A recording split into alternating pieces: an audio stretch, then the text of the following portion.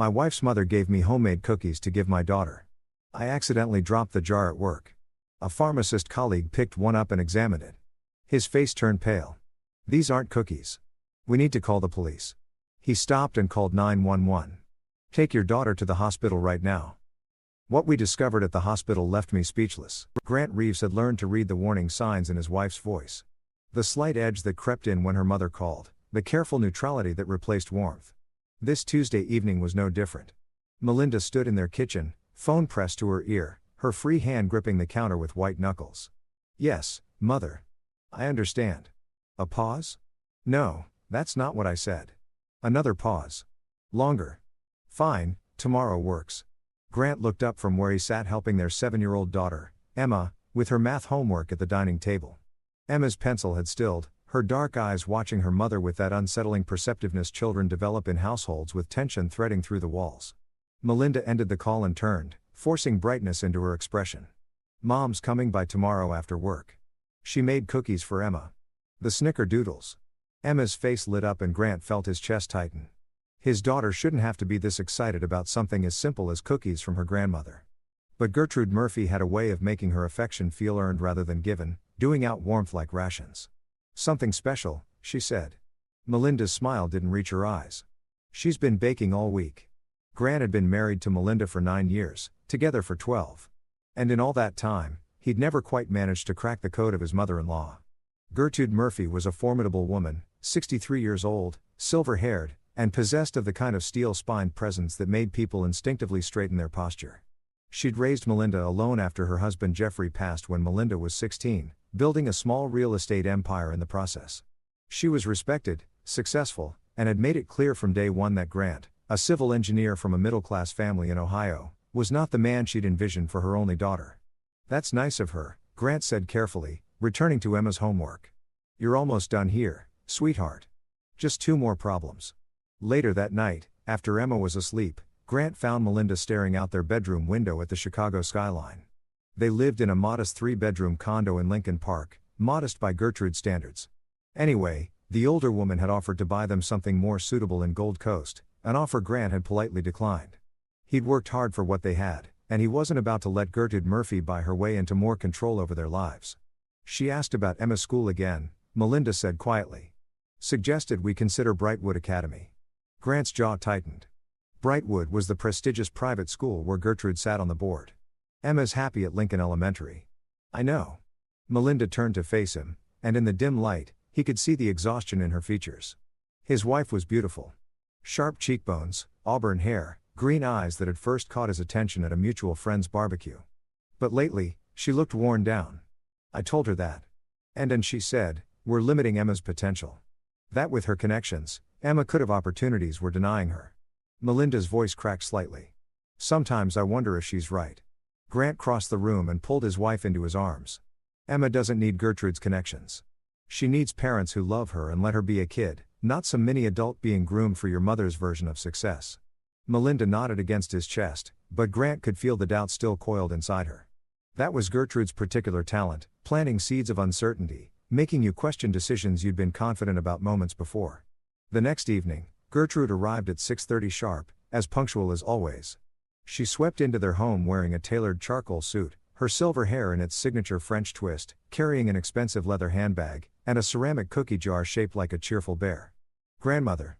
Emma rushed to hug her, and Gertrude's entire demeanor softened in a way Grant had rarely witnessed. Whatever else was true about the woman, she seemed to genuinely love her granddaughter. Hello, darling girl. Gertrude bent to kiss Emma's forehead, then straightened and fixed Grant with her cool, assessing gaze. Grant, Gertrude, thanks for coming by. I wouldn't miss seeing Emma.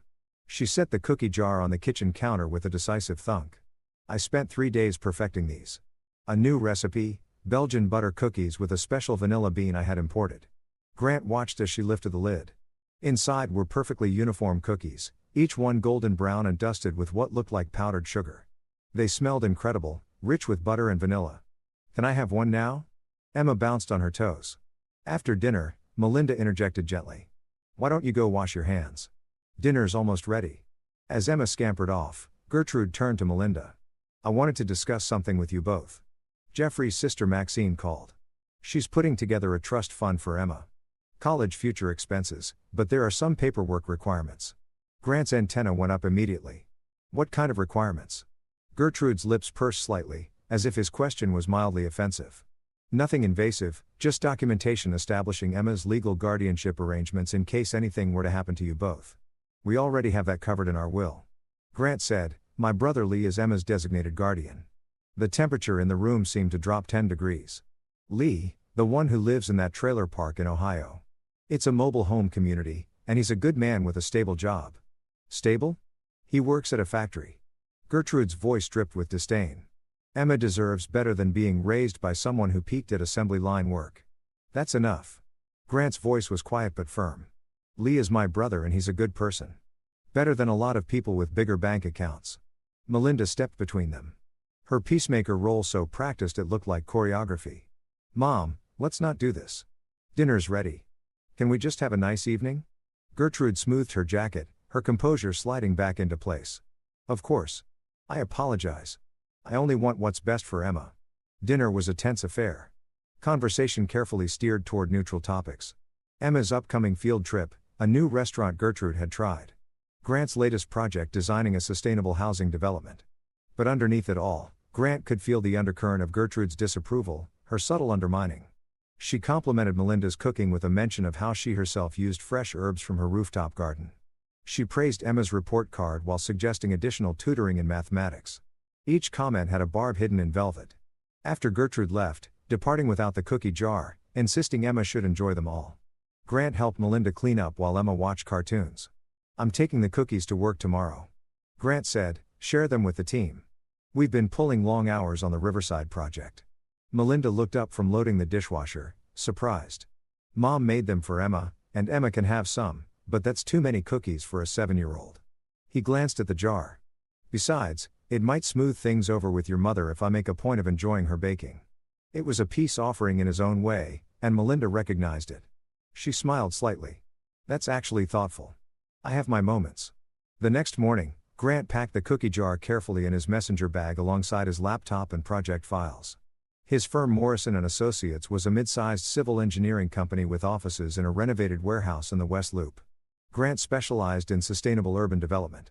And lately, he'd been consumed by the Riverside project, a mixed-use development that would transform an abandoned industrial site into affordable housing and community spaces. His team of 6 engineers and designers had been working overtime, and Grant had developed a reputation as a fair but demanding project lead. He built his career on competence and integrity, refusing to cut corners or compromise on safety standards, even when clients pushed back. It had cost him some contracts over the years, but he slept well at night. The morning was consumed by meetings, conference calls with contractors, budget reviews, permit discussions. It wasn't until nearly noon that Grant remembered the cookies. He was in the break room about to open the jar when his phone rang. Grant, we need you in Conference B, his boss, Clark Chung, said. The Riverside investors are here early. Grant cursed under his breath, set the cookie jar on the counter, and hurried out. The meeting ran long. Investors always had more questions than time allotted, and by the time Grant emerged, it was past 1. He grabbed the cookie jar and headed back to his office, intending to finally distribute the cookies and grab lunch. But as he rounded the corner near the elevators, he collided with someone. The cookie jar flew from his hands, hit the tile floor, and shattered. Damn it. Grant dropped to his knees, staring at the scattered cookies and broken ceramic. The cheerful bear's head had split clean off. I'm so sorry, man. Ismail Collins, one of the pharmaceutical researchers from the biotech firm that shared their building, crouched down beside him. I wasn't watching where I was going. No, it's my fault. I was distracted. Grant started gathering the larger pieces of ceramic. Careful of the sharp edges. Ismail picked up one of the cookies, examining it. These look amazing. Homemade. My mother-in-law made them. I was going to share them with the team. Grant sighed. Most of them look okay. At least the jar is the only casualty, but Ismail wasn't responding. Grant looked up and saw his friend's expression had changed. Ishmael was holding the cookie close to his face, turning it slowly, and his brown skin had taken on a grayish cast. Ismail. Grant, where did you say these came from? My mother-in-law. What? Ismail stood abruptly, still holding the cookie. Come with me right now. What? I need to clean this up. Leave it. Ismail's voice was sharp with urgency. This is important. Do you have more of these at home? Yeah, My daughter was supposed to. Why? What's wrong? Ismail was already walking rapidly toward the elevators. Grant hurrying after him. They rode down to the third floor where Ismail's pharmaceutical research lab occupied a corner suite. Ismail badged them through security, led Grant to his personal lab, and placed the cookie under a microscope. After a moment, Ismail pulled back, his hands shaking slightly. He moved to a chemical analysis station, broke off a small piece of the cookie, and began running tests Grant didn't fully understand. 5 minutes passed in tense silence. Then, Ismail's computer beeped. He stared at the screen, and Grant watched all the color drain from his friend's face. "These aren't cookies," Ismail said quietly. "I mean, they are," but he turned to Grant, and there was fear in his eyes. "Grant, there's arsenic in these. A lot of it. Enough to make someone very sick. Possibly kill a child." The room tilted. Grant grabbed the edge of the lab table to steady himself. "That's impossible." He heard himself say, "Gertrude made these for Emma. She loves Emma. I'm calling 911. Ismail already had his phone out. And you need to call your wife right now. If your daughter ate any of these." Grant's hands were numb as he pulled out his phone. The call to Melinda went straight to voicemail. She'd be in her weekly department meeting at the marketing firm where she worked. He tried their home phone. No answer. Melinda's not picking up. His voice sounded distant to his own ears. "Emma's at school." "She's at school. She didn't have any this morning." "Are you sure?" Grant's mind raced back. This morning, Emma had been running late. He'd made her toast and packed her lunch while Melinda dried her hair. Neither of them had mentioned cookies. The jar had been sitting on the counter where he'd left it the night before. "I'm sure she didn't have any." Ismail was talking to the 911 operator, explaining the situation. Grant heard him say arsenic poisoning and child in danger and police need to be notified. "They're sending officers to the building and to your home," Ismail said after hanging up. "They want you to go to the hospital with your daughter immediately. They're also sending someone to her school to make sure she doesn't consume anything your mother-in-law might have given her." Grant's shock was crystallizing into something else. A cold, focused fury. He pulled out his phone again and called Lincoln Elementary. The secretary answered on the second ring. "This is Grant Reeves, Emma Reeves' father. I need to speak to her teacher immediately. It's an emergency." Minutes later, he had confirmation. Emma hadn't eaten anything unusual. She'd had the lunch Grant packed and she'd mentioned to her teacher that her grandmother had brought cookies, but she hadn't brought any to school. But Grant, Emma's teacher, Joy Buchanan, said carefully. "Emma did say something odd. She said her grandmother told her to make sure she ate at least 3 cookies every day and that it was their special secret." A special secret? Grant's hand clenched around his phone so hard he heard the case crack. The police arrived within 15 minutes. 2 detectives, a man and a woman, both wearing expressions of grim professionalism. Ismail had bagged the cookie he'd tested along with several others from the scattered pile, documenting everything with photos. "Mr. Reeves, I'm Detective Carol Fletcher, and this is Detective Orlando House," the woman said. She was in her 40s with sharp eyes and graying hair pulled back in a tight bun. "We need to ask you some questions about your mother-in-law." Grant told them everything he could think of. Gertrude's name, address, her relationship with Emma, the tension in their family, last night's visit. He tried to be objective, but rage kept bleeding through his words. "Has Mrs. Murphy ever threatened your daughter?" Detective House asked. He was younger, maybe early 30s, with the kind of alertness that suggested he didn't miss much. "No, never. She seemed to love Emma. She's controlling, manipulative, but I never thought." Grant couldn't finish the sentence. "What about life insurance? Any financial motive?" "Emma has a small policy, but I'm the beneficiary, not Gertrude. There's no money motive that I know of." Detective Fletcher exchanged a look with her partner. "Mr. Reeves, I need you to be honest with me. Is your marriage stable?" The question hit Grant like a slap. What does that have to do with anything? Just answer the question, please. "It's stable. We have the usual stress. Money, work, dealing with Gertrude's interference. But we're solid." "Why?" "Because sometimes grandparents act to rescue a grandchild from a situation they perceive as harmful. If your mother-in-law disapproved of you strongly enough, the implications settled over Grant like ice water. Gertrude hadn't been trying to kill Emma. She'd been trying to make Emma sick enough to remove her from Grant and Melinda's custody. She wants Emma," he said slowly. "She's been pushing for guardianship arrangements, criticizing our parenting, our choices." Detective Fletcher nodded grimly. "We've seen cases like this before. Not common, but not unheard of. Usually involves grandparents who believe they can provide a better life. I need to get to my daughter now." Officers are already at her school. She's safe. But yes, take her to Chicago Memorial for a full toxicology screening. We're getting a warrant for your mother-in-law's residence and any communications between her and your wife. Melinda doesn't know anything about this, Grant said sharply. We'll determine that right now. Don't contact Mrs. Murphy. Don't warn her. We need to catch her with evidence, the recipe, the arsenic source, anything that proves intent. Grant drove to Lincoln Elementary in a daze, his mind churning. He kept seeing Emma's face light up when Gertrude had walked in with that cookie jar. Kept hearing his daughter say it was their special secret. Emma was waiting in the principal's office with Miss Buchanan and 2 uniformed officers. When she saw Grant, she ran to him and he scooped her up, holding her tight enough to make her squeak. Daddy, why are the police here? Did something bad happen? Grant pulled back and looked at his daughter, her dark hair and pigtails. Her small face worried but not scared. She trusted him to make things right. She always had. We're going to the hospital, sweetheart, just to make sure you're healthy. But I feel fine. I know, but we need to check something. Did you eat any of grandmother's cookies? Emma shook her head. I wanted it this morning, but you said after school, and I was going to have one when I got home. Thank God. Thank God for rushed mornings and his own forgetfulness. At Chicago Memorial, they were taken immediately to a private examination room. A doctor named Brenda Stevens, a calm woman in her 50s, explained they'd be running blood tests and a full toxicology panel. What are we looking for? Emma asked, her child's directness cutting through adult euphemisms. Dr. Stevens glanced at Grant, who nodded. His daughter deserved honesty. We're checking to make sure nothing bad was in the cookies your grandmother made. Emma's eyes widened. Like poison? Like something that could make you sick? Yes. To Grant's surprise, Emma didn't cry. She just processed this information with solemn seriousness and held out her arm for the blood draw. While they waited for results, Melinda arrived ashen-faced and shaking. She'd gotten Grant's messages and the police notification simultaneously. How could she? Melinda kept repeating. How could she do this? But underneath the shock, Grant could see something else taking root in his wife's expression. Guilt.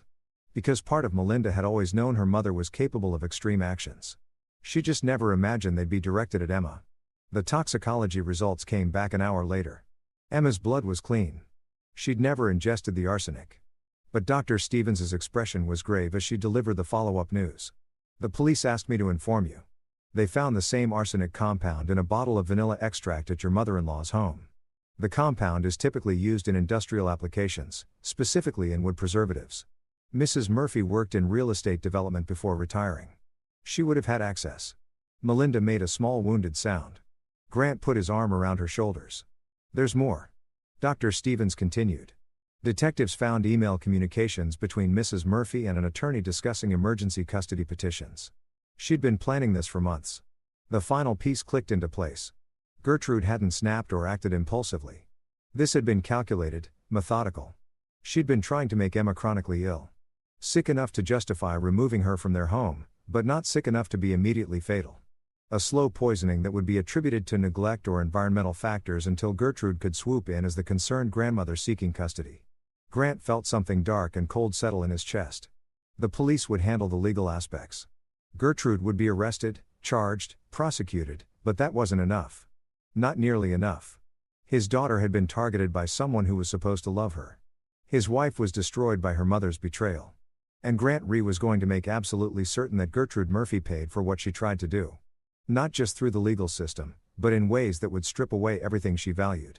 Her reputation, her standing in the community, her carefully constructed image of the devoted grandmother and successful businesswoman. Grant had always played by the rules, taken the high road, been the better person. But Gertrude had broken something fundamental when she put arsenic in those cookies. And Grant was going to show her exactly what happened when you came after his family. The arrest happened fast. Within hours of the hospital visit, Gertrude Murphy was taken into custody at her penthouse apartment overlooking Lake Michigan. Grant wasn't there. The police had advised him to stay away, but Melinda's cousin, Tabitha Duke, called with updates. Her voice hushed and shocked. They found everything, Tabitha said. The arsenic compound, the recipe with dosage notes in the margins, emails to that lawyer about custody procedures. She'd been documenting Emma's school records, your finances, everything, building a case that you two were unfit parents. Grant sat in their darkened living room. Emma finally asleep in her bed after hours of reassurances that she was safe. Melinda was in their bedroom, alternating between crying and staring at nothing. The woman Grant had married seemed to have disappeared, replaced by a hollow-eyed stranger. There's something else, Tabitha continued. The police found a journal. Gertrude had been planning this since Emma was born. She wrote about how you weren't good enough. How Melinda made a mistake marrying you. How Emma needed to be saved from a mediocre life. Grant's grip tightened on his phone. She wrote this down in detail like she was proud of it, like she was the hero of her own story. Tabitha's voice cracked. I knew Aunt Gertrude could be difficult, but she's sick. Grant, she needs help.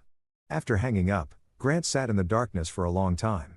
His engineer's mind, trained to solve problems systematically, was already working through angles and possibilities. The legal process would unfold.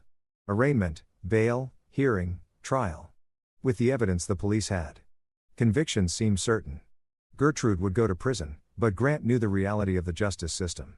She was 63, a first-time offender from a wealthy family with no prior record. Her lawyers, and she'd hire the best, would argue diminished capacity, mental illness, grandmotherly concern gone tragically wrong. She might serve 5 years, maybe 10 if they were lucky. That wasn't justice. Not for what she tried to do. Grant pulled out his laptop and started researching.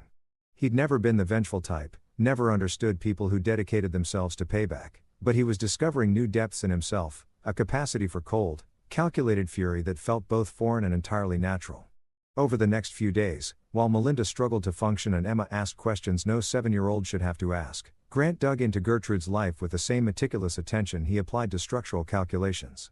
Gertrude Murphy had built her real estate empire through a combination of shrewd investing and ruthless business practices. She'd started with the inheritance from her late husband Jeffrey, a substantial sum from his family's manufacturing business, and parlayed it into ownership of 12 commercial properties across Chicago. She sat on boards, chaired charity committees, and had her name on a wing of Northwestern Memorial Hospital. Her reputation was everything to her. Grant had seen it in the way she controlled conversations at social gatherings, the way she name-dropped connections, the way she'd react with cold fury to any perceived slight or challenge to her authority. Gertrude's arraignment was set for the following week.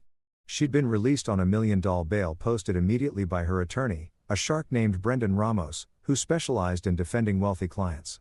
Grant attended the hearing, sitting in the back of the courtroom while Ramos argued that his client was a pillar of the community, a devoted grandmother who'd suffered a mental break brought on by grief over her late husband and concern for her granddaughter's welfare. The prosecutor, a sharp woman named Gail McGowan, pushed back hard, detailing the premeditation and the cache of evidence, but Grant could see some of the observers softening as Ramos painted Gertrude as a tragic figure. When Gertrude entered the courtroom, she looked nothing like the steel-spined woman who'd swept into his home with poisoned cookies. She appeared frail, elderly, wearing a simple dress instead of her power suits. Her silver hair hung loose around her shoulders. She dabbed at her eyes with a handkerchief. It was a performance, and Grant recognized it for what it was, but it would work on some people. It always did. After the hearing, Grant was approached by a man in his late 50s wearing an expensive suit and an expression of controlled anger. He introduced himself as Ted Holmes, CEO of a commercial development firm. I knew Gertrude professionally, Ted said. We served on the architectural review board together. I just wanted to say I'm sorry for what she did to your family and I hope they throw the book at her. Grant studied the man, noting the tension in his jaw, the way his hands clenched. You don't sound like someone who just knew her professionally. Ted glanced around, then lowered his voice. 15 years ago, Gertrude and I were in competition for a prime development site in River North. She won the bid through what I later discovered were falsified inspection reports and bribes to city officials. I had proof, but by the time I could act, she'd sold the property at triple the price and buried the evidence. Cost me millions and nearly destroyed my company. Why tell me this? Because I've been waiting a long time to see Gertrude Murphy get what she deserves. And because if you're looking for leverage, Ted handed Grant a business card. I have files. Documentation I could never use in court because the statute of limitations expired, but if you wanted to damage her reputation, show the world who she really is. Grant pocketed the card. I'll be in touch. That night, Grant sat down with the files Ted had emailed. They detailed a pattern of corruption, intimidation, and fraud spanning decades. Gertrude had built her empire on the suffering of others.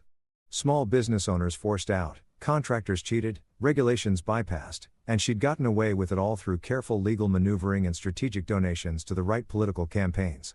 The more Grant read, the clearer his path became.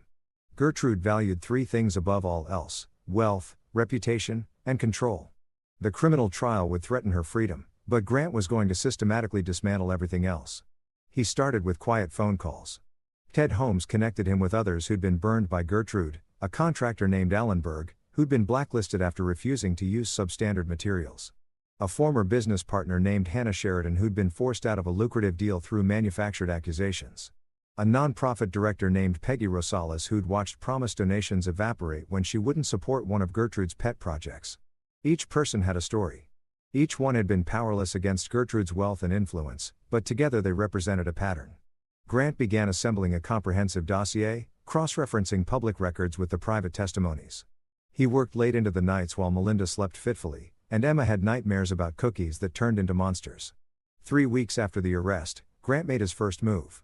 He contacted Angelo Roman, an investigative journalist with the Chicago Tribune, known for his exposés on corruption and white-collar crime. They met at a coffee shop in Hyde Park, far from Grant's usual haunts. Angelo was in his 40s with tired eyes and the rumpled appearance of someone who'd spent too many nights chasing leads. "I've been following the Gertrude Murphy case," Angelo said after Grant explained why they were meeting. "Attempted poisoning of her own granddaughter. It's horrific. It's also just the latest crime in a 30-year pattern." Grant slid a USB drive across the table. "Everything on here is documented, verified with witnesses willing to go on record." Angelo examined the drive. "Why come to me? The prosecutor already has her dead to rights on the poisoning charge. Because prison isn't enough. Gertrude Murphy built her life on a facade of respectability. She poisoned my daughter, but she's poisoned this city for decades through corruption, fraud, and exploitation. I want everyone to know who she really is." Angelo's expression shifted from skeptical to interested. "You want to destroy her legacy. I want the truth exposed. What happens to her legacy is just a consequence." Over the following month, while the legal machinery ground toward trial, Angelo's investigation unfolded like a masterclass in journalism. He started with small articles, profiles of people Gertrude had wronged, analyses of suspicious property deals, examinations of her charitable foundation's finances. Each article cited sources, included documentation, and followed every ethical guideline. There was nothing Gertrude's lawyers could do to stop it because everything Angelo published was true. The effect was cumulative and devastating. Board positions that had seemed secure began to wobble as organizations distanced themselves from the mounting scandal. Northwestern Memorial quietly removed her name from the hospital wing, returning her donation and citing changed circumstances. The Architectural Review Board accepted her resignation. But Grant wasn't done. His second move targeted Gertrude's financial empire directly through his network of engineers and developers. Grant had learned that several of Gertrude's commercial properties had code violations that had been overlooked for years through her connections with city inspectors. Armed with Ted Holmes's documentation and his own professional knowledge, Grant filed formal complaints with the Department of Buildings, triggering mandatory inspections. The inspections revealed what Grant had suspected: serious structural issues, safety hazards, violations that would require expensive remediation. Properties that had been generating steady rental income suddenly faced closure orders until repairs were completed. Gertrude's income stream began to dry up. Her legal fees, meanwhile, were mounting. Brendan Ramos didn't come cheap, and the complexity of the case was only increasing as prosecutors added charges based on the arsenic purchase records and premeditation evidence. Grant watched it all unfold with grim satisfaction, but the most important phase of his plan was still ahead. He'd been studying Gertrude's trial strategy through contacts with the prosecutor's office. Ramos was planning to argue diminished capacity that Gertrude had suffered a psychotic break brought on by unprocessed grief over her husband's death and an irrational fear that Emma was in danger. The defense would paint her as a tragic figure, a grandmother who'd loved too much and lost her way. They'd bring in expert witnesses, psychiatrists who'd testify to her mental state. They'd emphasize her age, her previously clean record, her community contributions. It was a strategy that might work, especially with the right jury. Grant couldn't let that happen. He needed Gertrude to condemn herself, and he knew exactly how to make that happen. The key to Gertrude's personality, Grant had learned over 9 years of marriage, was her absolute conviction in her own righteousness. She never believed she was wrong, only that others were too limited to understand her vision. Even now facing criminal charges, she would see herself as the victim of misunderstanding. That certainty was her weakness, and Grant was going to exploit it. Through Melinda's cousin, Tabitha, who'd been horrified by her aunt's actions, but maintained nominal contact. Grant learned that Gertrude was writing a memoir while out on bail. She was documenting her version of events, her justifications, her perspective on how she'd only been trying to protect Emma from a mediocre life with unsuitable parents. Gertrude couldn't help herself. She had to be understood, had to explain, had to prove she'd been right all along. Grant arranged for Tabitha to accidentally mention to Gertrude that a major publisher was interested in true crime stories from the inside. The publisher was real enough. A small press that specialized in controversial narratives. What Gertrude didn't know was that the acquisition editor Grant had her dealing with was actually Lon Kirby, one of Ted Holmes's employees with a background in corporate intelligence. Lon encouraged Gertrude's writing, asked probing questions, got her to elaborate on her planning, her reasoning, her view of Grant and Melinda as negligent parents. Every conversation was recorded, every email was saved. Meanwhile, Grant worked a parallel track through Emma's therapist. Dr. Mara Houston had been seeing Emma twice a week to help her process the trauma of learning her grandmother had tried to poison her. With Grant and Melinda's permission, Dr. Houston documented Emma's healing process, including statements Emma made about Gertrude's behavior leading up to the poisoning attempt. Emma talked about how grandmother had always made her feel special, but also different from other kids. How grandmother said Emma was too good for public school, for their neighborhood, for the life her parents provided. How grandmother had told her the cookies were a special medicine that would make her strong and smart like grandmother herself. The prosecution added this evidence to their case. But more importantly, Dr. Houston, with the family's consent, prepared a victim impact statement that would be read at sentencing. It was Emma's voice captured in heartbreaking clarity, describing how she trusted her grandmother and felt betrayed. As the trial date approached, Grant implemented the final phase of his plan. He'd been monitoring Gertrude's remaining business interests through public records, and he'd noticed something interesting. Her flagship property, a historic building in the Loop that housed upscale retail and offices, was mortgaged to the hilt. She'd been using it as collateral for years, refinancing repeatedly to fund her lifestyle and legal fees.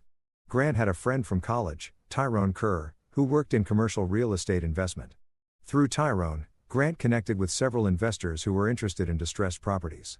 He fed them information about the building's financial instability, the mounting code violations at Gertrude's other properties, her legal troubles. The investors began making inquiries, which spooked Gertrude's lenders. Banks didn't like uncertainty, especially when their collateral was connected to someone facing criminal charges and a publicity nightmare. 2 months before trial, the bank called Gertrude's loan. She had 90 days to pay the full balance or face foreclosure. She couldn't pay. Her other properties were tied up in remediation and couldn't be sold quickly. Her legal fees had drained her liquid assets. The charitable foundation she'd controlled had severed ties. Gertrude Murphy, who'd built an empire on power and control, was watching it crumble in real time. Grant knew about the foreclosure before it was public because Tyrone called him. The building's going to auction next month. You interested? Not personally, Grant said. But I know some people who might be.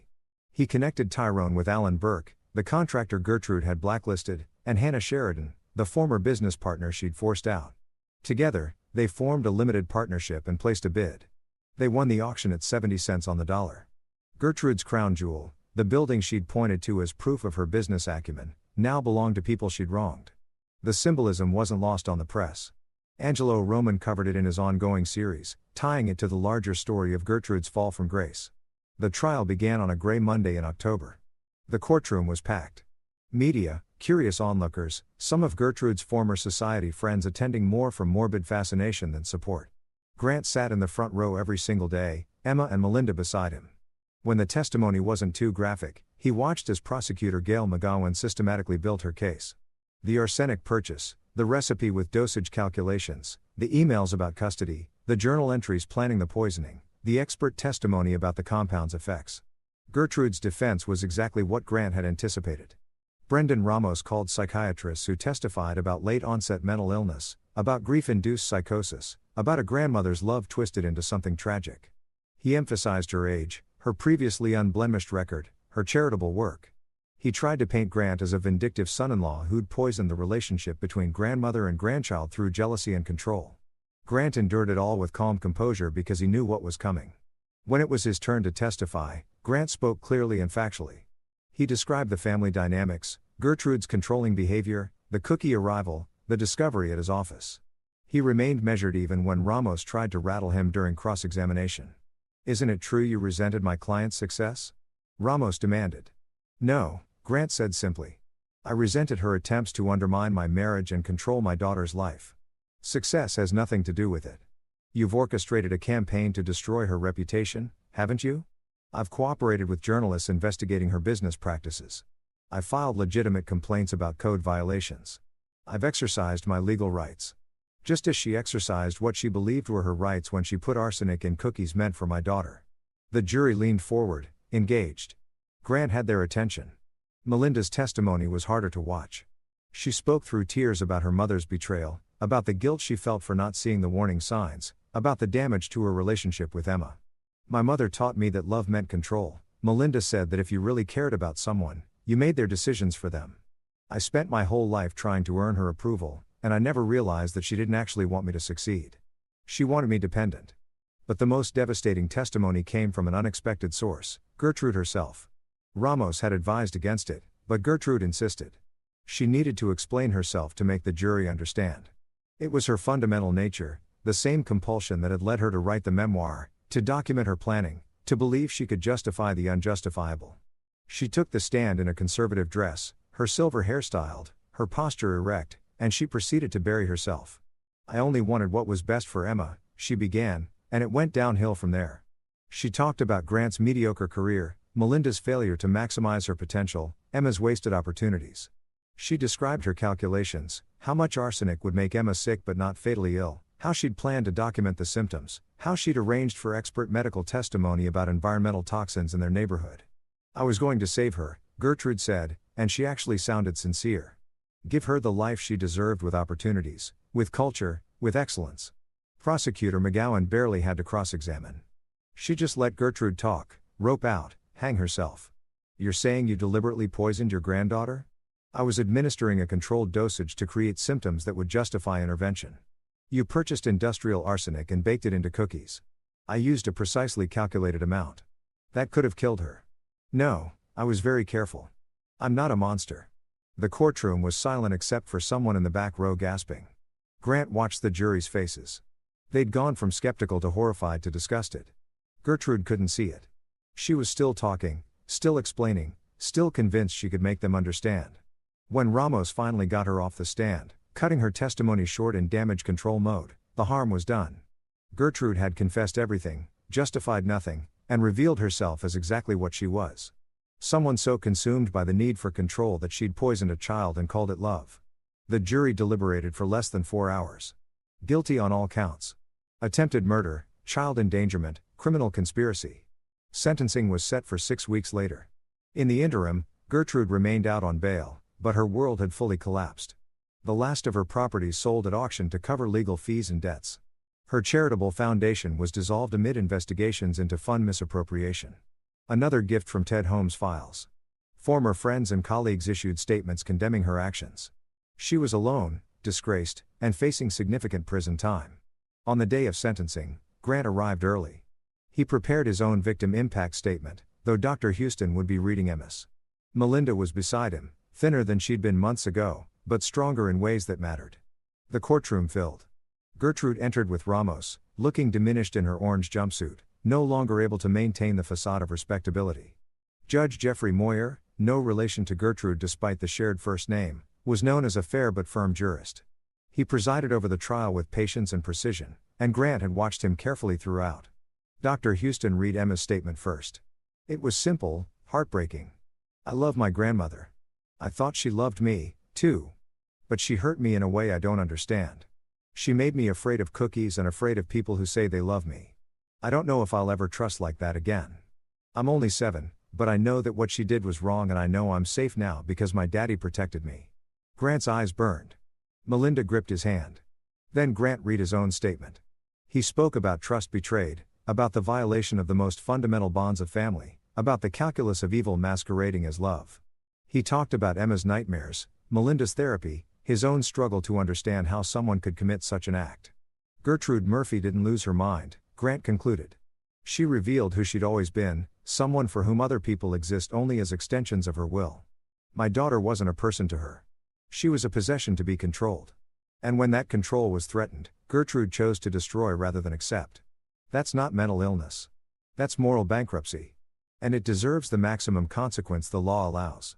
Other impact statements followed from Tabitha, from Emma's teacher, from neighbors who'd watched the family struggle. Even Ted Holmes submitted a written statement detailing the decades of harm Gertrude had caused beyond this single criminal act. Finally, Judge Moyer spoke. Mrs. Murphy, you've been convicted of attempting to murder your granddaughter through deliberate, calculated poisoning. The evidence was overwhelming. Your own testimony confirmed your guilt. But what makes this case particularly egregious is your continued insistence that your actions were justified, that you were somehow the victim or the hero of this situation. You've shown no remorse, no recognition of the profound harm you've caused, no acceptance of responsibility. You've demonstrated a complete inability to see your granddaughter as anything other than an object to be controlled. The law allows me discretion in sentencing. I've reviewed the psychiatric evaluations. I've considered your age and lack of prior criminal record. I've noted the defense's arguments for leniency. I find them unconvincing. You planned this crime over months. You researched dosages. You manufactured opportunities. You attempted to manipulate the legal system to gain custody of a child you were actively poisoning. This wasn't a momentary lapse or a grief-induced breakdown. This was sustained, deliberate, calculating malice. I sentence you to 25 years in the Illinois Department of Corrections with no possibility of parole for 15 years. Additionally, you are permanently enjoined from any contact with the victim or her immediate family. This includes all written, electronic, or third-party communication. Gasps rippled through the courtroom. 25 years for a 63-year-old woman meant likely dying in prison. Gertrude's composure finally cracked. She turned in her seat, searching the courtroom, and her eyes locked on Grant. For a moment, he saw pure hatred there. Rage at being thwarted, fury at losing control, resentment at being held accountable. Then the baifs were escorting her out, and she was gone. Grant felt Melinda sag against him in relief. Around them, people were talking. Reporters were scribbling. Supporters were offering congratulations. But Grant just sat quietly, feeling the weight of the past month settle and then lift. It was over. Emma was safe. Gertrude would spend the rest of her life understanding what it meant to be powerless. Outside the courthouse, reporters swarmed. Grant made a brief statement, thanking the prosecutors, the police, the witnesses who'd come forward. He didn't mention his own role in exposing Gertrude's broader corruption. Didn't take credit for the financial and reputational destruction he'd orchestrated. That wasn't the point. The point was that Gertrude Murphy had come for his family, and he'd made sure she'd paid for it in every way that mattered. 6 months later, Grant stood in Emma's new bedroom. Not a new house, but a redecorated space with fresh paint and new furniture she'd chosen herself. The nightmares had decreased. The therapy was working. Emma was laughing more, trusting more, being a kid again.